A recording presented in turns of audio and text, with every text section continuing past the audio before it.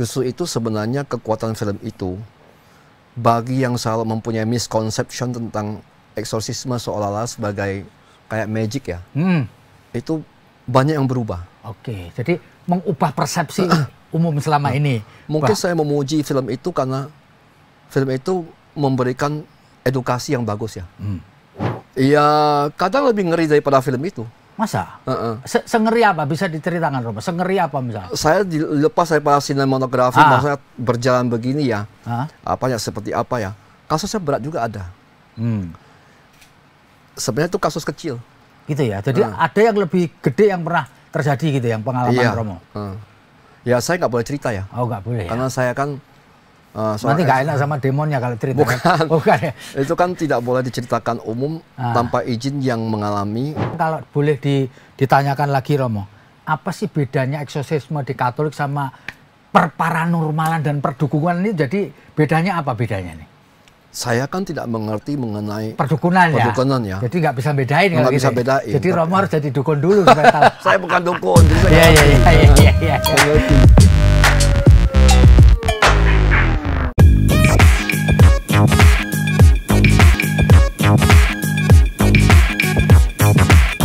Assalamualaikum warahmatullahi wabarakatuh. Salam damai sejahtera buat kita semua. Salam, Om Swastiastu, Namo Buddhaya, dan salam kebajikan. Bertemu dengan saya, Feby Mahendra Putra, Direktur Pemberitaan Tribun Network. Tribuners, pada saat ini di sejumlah bioskop di tanah air tengah diputar film horor yang berjudul Kuasa Gelap. Ya, sebuah karya sinematografi bernuansa horor yang konon adalah film bernuansa Katolik pertama di Republik ini. Dan uniknya bahwa dikonsultani oleh seorang Romo atau rohaniwan Katolik. Beliau bernama Romo Yohanes Robini Marianto OP, yang dikenal sebagai seorang eksorsisme. Nanti apa sih eksorsisme akan saya tanyakan kepada beliau. Saya akan sapa beliau. Apa kabar Romo? Baik, terima kasih. Terima kasih Romo Robini, luar biasa bersedia datang ke studio kami. Oh, dan Mas Feby manggil saya pasti datang. Romo, saya kepingin tahu apakah benar Romo adalah konsultan dari film Kuasa Gelap ini, Romo? Sebenarnya jangan terlalu dibesarkan, saya memang diminta untuk memberikan workshop, memberikan arahan, membantu mereka untuk mengerti bagaimana doa-doa yang didaraskan pada film itu, yang merupakan ritual resmi gereja. Jadi waktu itu saya diminta mengajar bagaimana mereka melafalkan bahasa Latin. Oke. Di situ.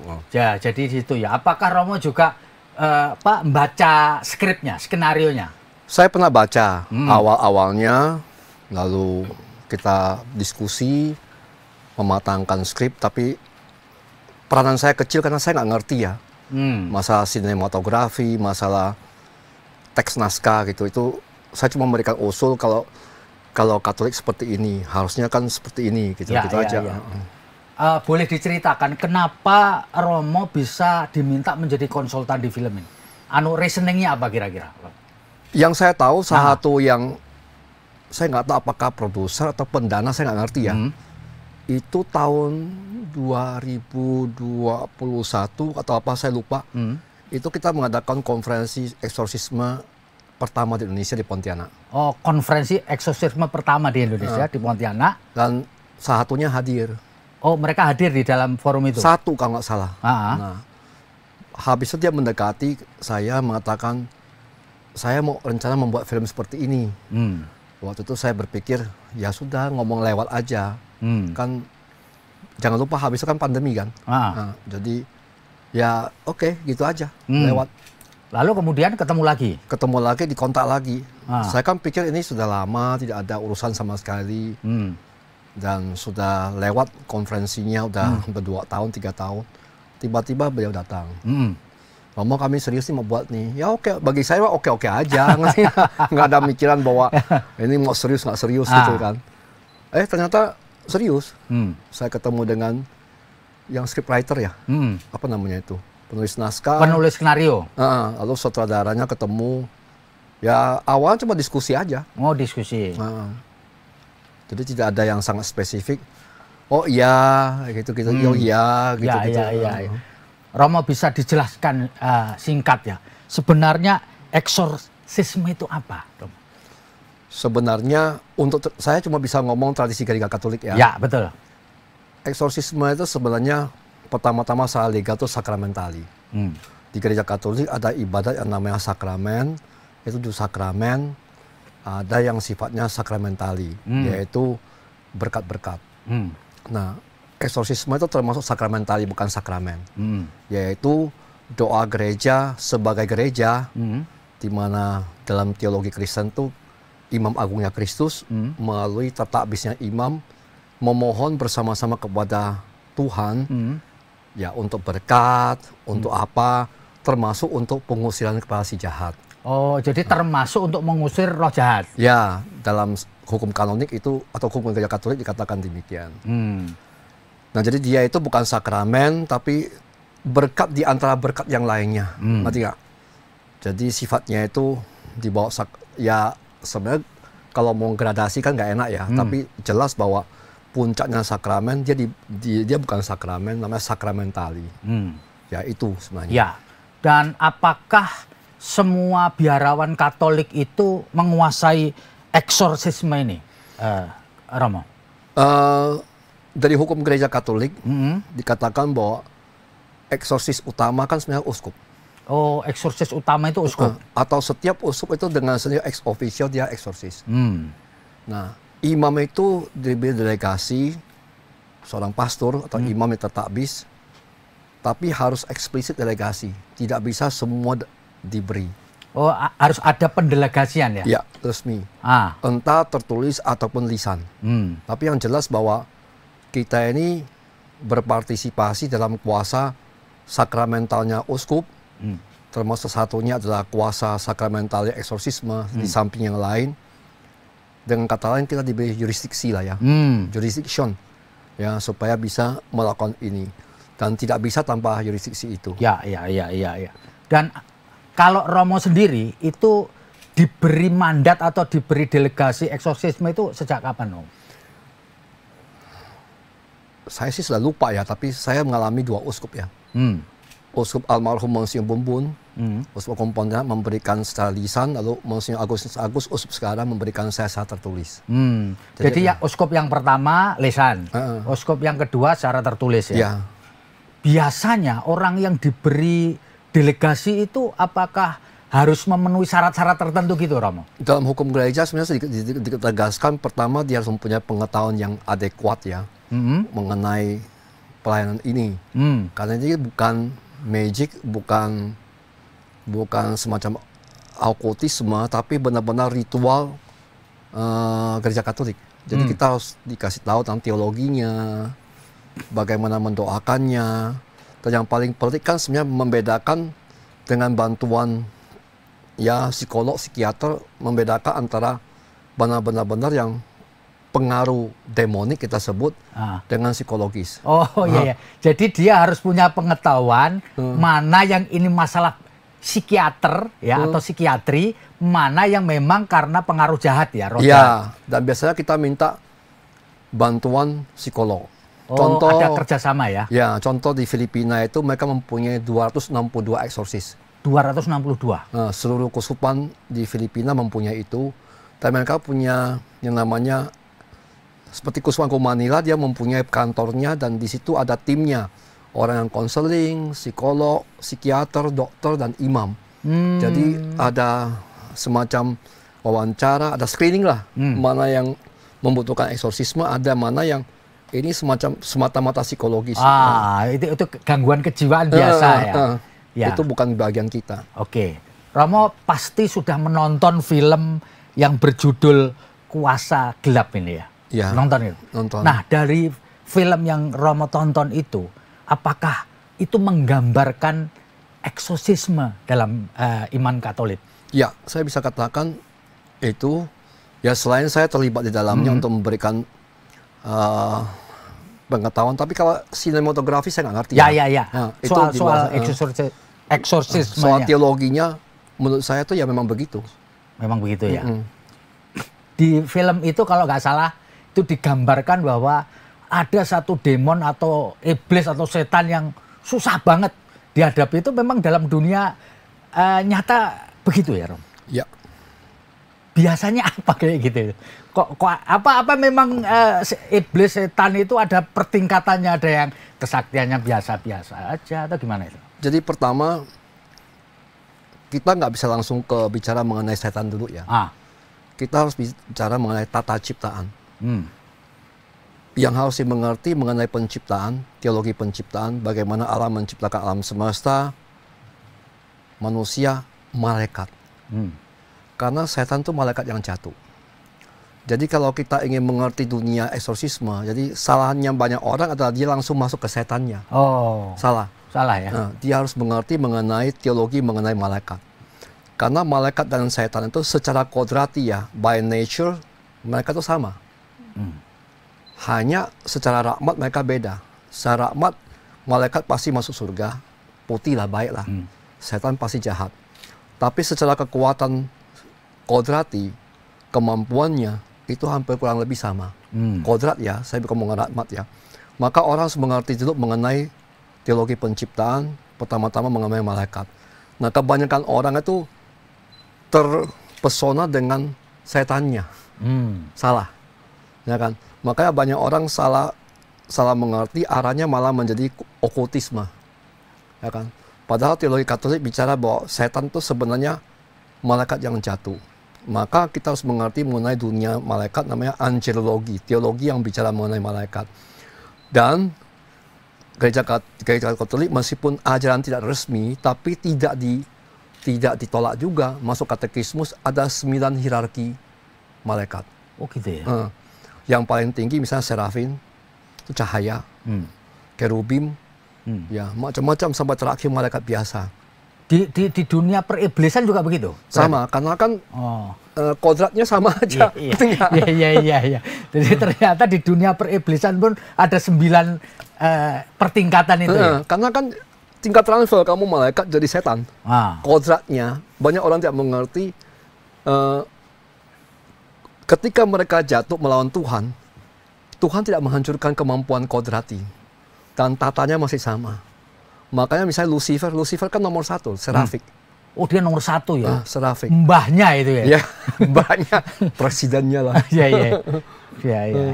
Nah, itu untuk menghadapi mbahnya itu, atau si Lucifer itu memang butuh orang eksorsisme yang tingkat apa itu, Romo? Bisa cerita? Enggak ada urusan dengan itu. Sebenarnya kan atas nama gereja. Ya, kalau gereja Katolik percaya seperti yang disabdakan Tuhan kepada Petrus dalam Matius itu 16 itu, engkaulah Petrus, di atas takhta wadah ini aku akan mendirikan gerejaku dan alam maut tidak bisa menguasainya. Jadi apa yang kuberikan kepadamu tidak dilepas. Jadi sebenarnya seorang eksorsis itu bukan karena kemampuan dia, tapi bertindak atas nama gereja. Ya. Nah itu sebenarnya. Jadi tidak ada hal yang luar biasa dari seorang eksorsis kecuali melaksanakan office ya, tugasnya. Tidak ada lebih, tidak kurang. Romo, tadi kita kembali ke film itu. Romo kan kasarnya itu memberikan workshop lah kepada kru film itu ya. Nah, selama workshop itu bisa diceritakan apakah ya lancar saja atau waktu Romo workshop demonya datang? Enggak ikut workshop gitu demonya, enggak. Biasa-biasa aja, itu kan teologi biasa. Iya. Nah, Romo, kalau Romo sendiri apakah pernah melakukan sebuah itu tadi ritual untuk mengusir demon itu, pernah punya pengalaman nggak, Mo? Ya memang itu satu tugasan pada saya, ya saya melakukannya. Sering itu, Romo? Kalau boleh saya tahu ini, ya, sesering apa Romo melakukan eksorsisme ini? Susah ngomong kalau kata sering ya. Saya kan nggak tahu ukuran sering itu gimana. Yang jelas bahwa saya sering diminta untuk membantu mendoakan kalau benar bahwa dia karena demonik, bukan karena masalah psikologi ya. Nah itu biasa kita doakan. Jadi tergantung. Biasanya saya minta mereka ke psikolog. Oh, masuk ke tim di psikologi dulu ya? Bukan, saya nggak punya tim, tapi saya biasanya menyarankan, refer ke orang.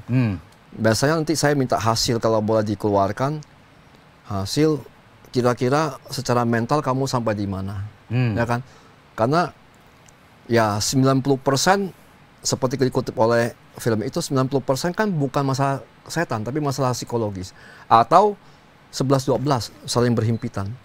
Jadi ada psikologinya, ada masalah persetanannya gitu lah kira-kira. Makanya psikolog harus mendampingi. Sebenarnya mispersepsi yang salah itu seolah orang berpikir itu magic ya, salah besar. Kita juga bukan orang pintar. Kita cuma melaksanakan tugas yang diberikan pada kita sesuai dengan perutusan kita ya selesai. Cuma itu sebenarnya. Iya. Dan memang di dalam tradisi gereja Katolik memang ada doa-doa khusus terkait dengan pengusiran setan itu ya? Ada. Yang pertama itu setelah Konsil Trente. Itu yang ritus awal yang terbentuk itu digunakan sampai tahun 99. 1999 mulai ada ritus baru. Jadi ada 2 ritus yang kita kenal. Ya. Saya lupa tahunnya 17 berapa ritus pertama. Ritus kedua 99. Jadi kita pakai yang baru. Ada doa, ada ritusnya. Ya. Itu ya Romo. Nah, saya mungkin banyak orang yang kepingin tahu juga di dalam proses eksorsisme itu, apakah Romo pernah mengalami seperti yang digambarkan film itu? Ya, kalau misalkan dia susah bener karena ini ada backgroundnya gitu kan di dalam. Backgroundnya apa saya lupa ya. Itu karena orang tua si korban ini yang dirasuki ini adalah pernah bersekutu dengan setan misalkan kayak gitu-gitu ya. Iya, kadang lebih ngeri daripada film itu. Masa? Sengeri apa? Bisa diceritakan, Romo? Sengeri apa misalnya? Saya dilepas daripada sinematografi, maksudnya berjalan begini ya. Apanya seperti apa ya? Kasusnya berat juga ada. Sebenarnya itu kasus kecil. Gitu ya. Jadi ada yang lebih gede yang pernah terjadi gitu, yang pengalaman Romo. Ya saya nggak boleh cerita ya. Oh nggak boleh. Karena saya kan nanti nggak enak sama demonnya kalau cerita. Bukan ya. Itu kan tidak boleh diceritakan umum tanpa izin yang mengalami dan juga iya. saya harus rahasiakan semua. Iya, harus pegang etika, ada etikanya juga. Tapi kalau ditanya saya sebagai objektif daripada film ya, saya bukan menilai film ya. Iya. Kasus film itu kasus kecil. Tidak besar sama sekali. Jadi meskipun tidak harus menyebut orangnya. Yang lebih dari besar itu wujudnya kayak apa? Misalkan nyerang orang atau apa gitu. Meskipun kita tidak sebutkan siapa orangnya, di mana gitu. Bisa nggak Romo cerita? Sebentar, saya pikir saya lupa juga. Maksudnya tuh ceritanya gimana gitu loh. Kan di dalam film itu digambarkan. Ya, orang lumpuh. Orang lumpuh tidak bisa jalan selama 1,5 tahun. Kita doakan akhirnya jalan. Ya kan karena masalah ini. Lalu ya rumah yang sangat angker, pernah ngalami juga. Atau orang kena santet misalkan? Ya pernah juga, ya kan. Tapi intinya gini, kasus film itu secara objektif sebagai kasus itu bukan kasus besar. Jadi bahwa itu di dalam sinematografi, sekali lagi saya bukan menilai filmnya dan saya nggak mampu ya. Itu katanya bagus ya, itu bagi saya sangat memuji saya, bagus sekali bagaimana itu ya. Tapi sebagai sebuah kasus itu bukan kasus besar. Ya.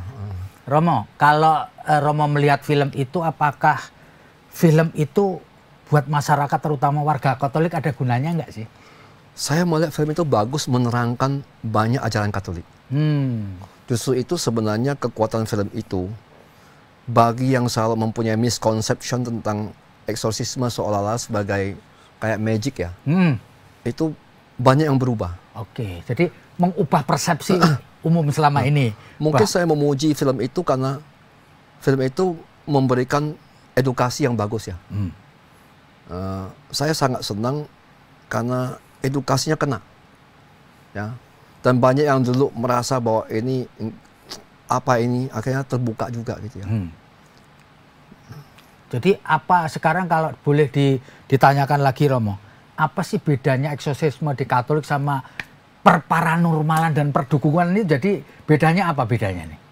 Saya kan tidak mengerti mengenai perdukunan ya. Jadi nggak bisa bedain. Nggak bisa bedain. Jadi Romo harus jadi dukun dulu supaya tahu. Saya bukan dukun, jadi saya nggak ngerti. Iya. Mengerti.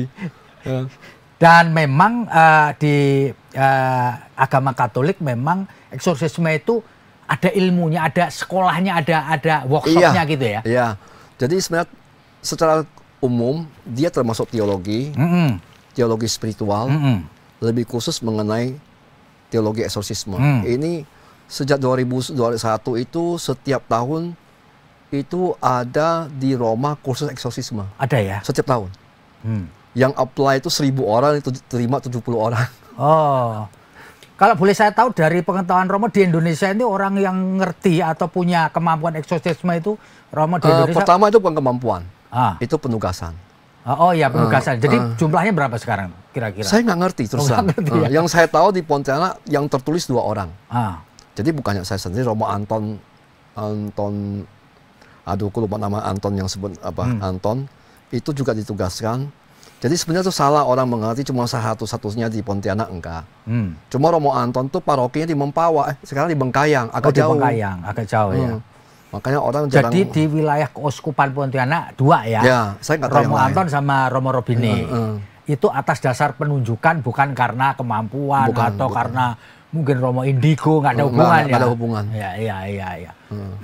Jadi Romo, saya nggak tahu apakah Romo bisa menjawab enggak. Emang bagaimana sih prosedur yang harus ditempuh supaya film ini direstui Gereja Katolik? Kan perlu ada. Nah, saya tidak tahu ngerti. Udah ngerti ya prosesnya. Karena saya cuma hanya datang.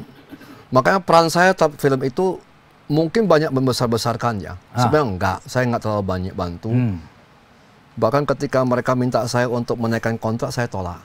Oh gitu ya. Nah, karena nggak layak lah saya di situ. Saya cuma hanya sebagian kecil.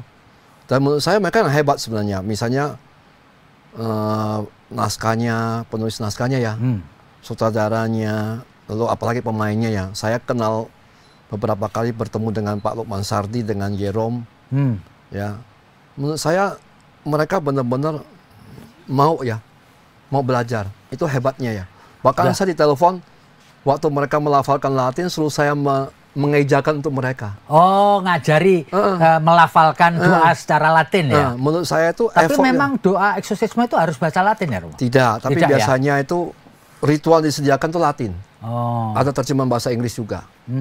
Sebenarnya tidak harus ya? Tidak harus. Ya, bahasa Jawa juga bisa sebenarnya. Bisa, cuma nggak ada. Itu nggak ada. Iya.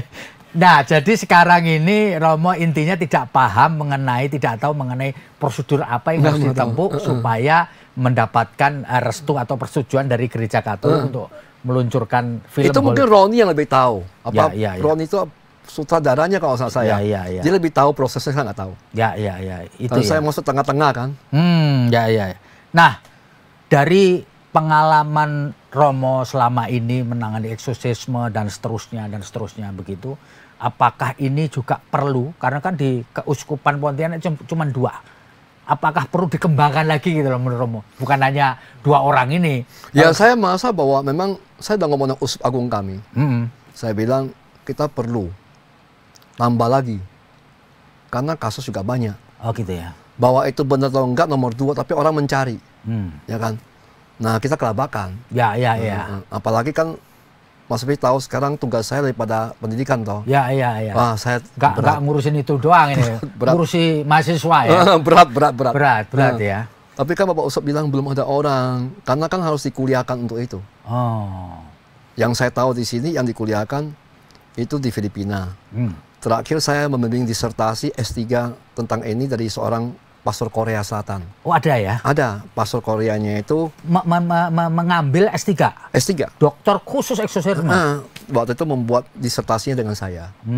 Ya kan? Dia udah selesai kemarin, dapat cum laude. Ya. Dia pulang ke Korea, kadang masih hubungan. Jadi itu pengujinya Romo juga apa enggak itu? Atau profesor? Ya, saya pembimbing, nggak boleh nguji.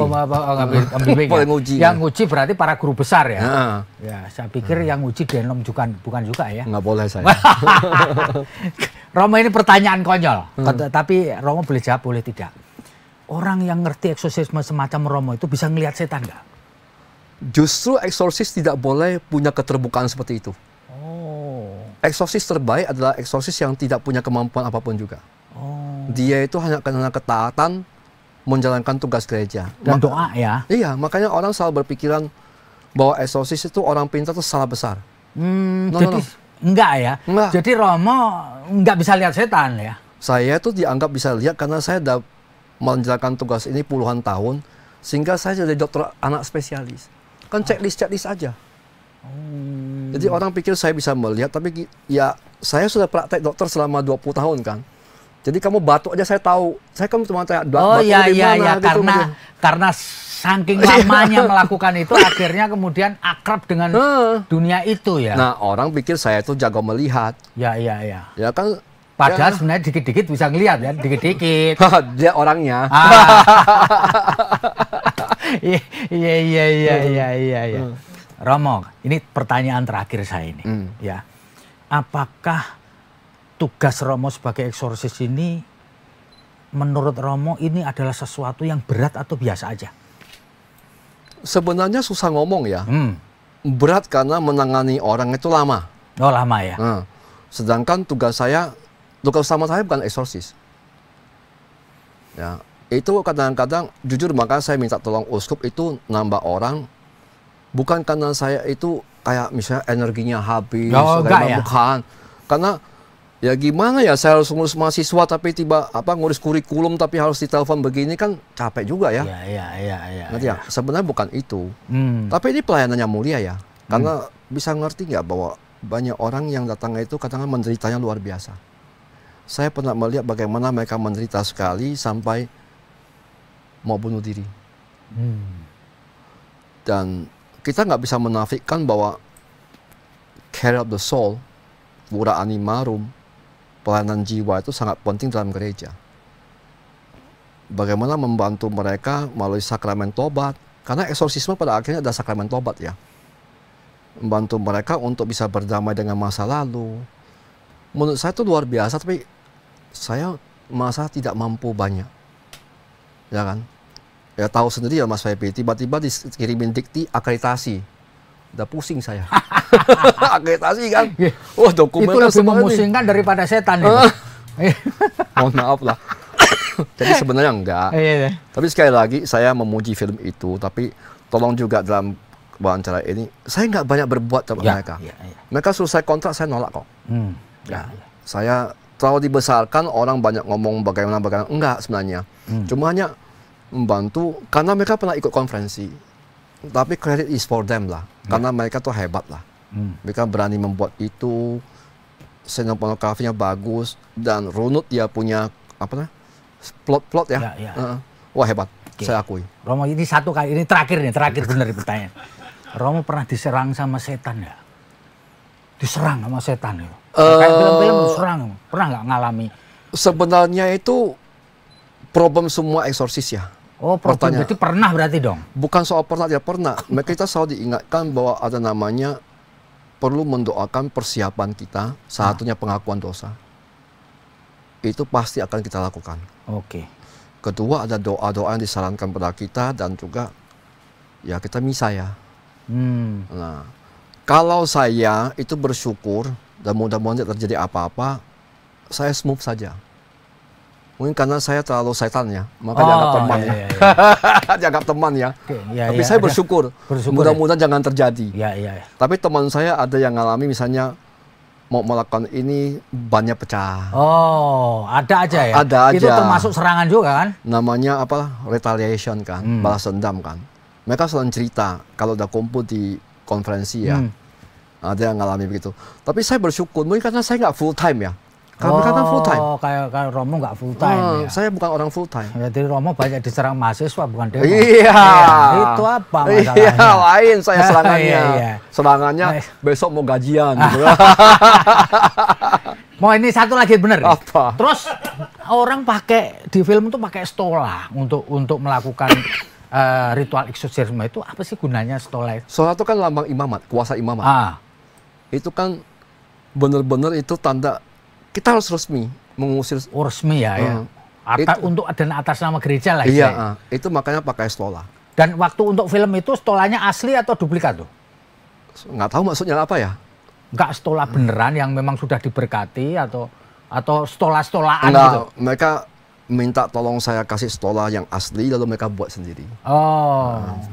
Nggak mungkin lah saya kasih mereka pakai stola asli lah, karena kan beda. Tapi stola mereka bikin stola duplikat, tapi Romo berkati enggak ya? Enggak ya. Itu kan film. Pokoknya asal kayak yang stola. penting kasih tahu bagaimana cara pakai ya udah selesai lah. Ya. Maksud saya kalau memang boleh pinjam sama pinjam. Oke, Tribuners, ini obrolan yang sangat menarik dan ini adalah langkah ini.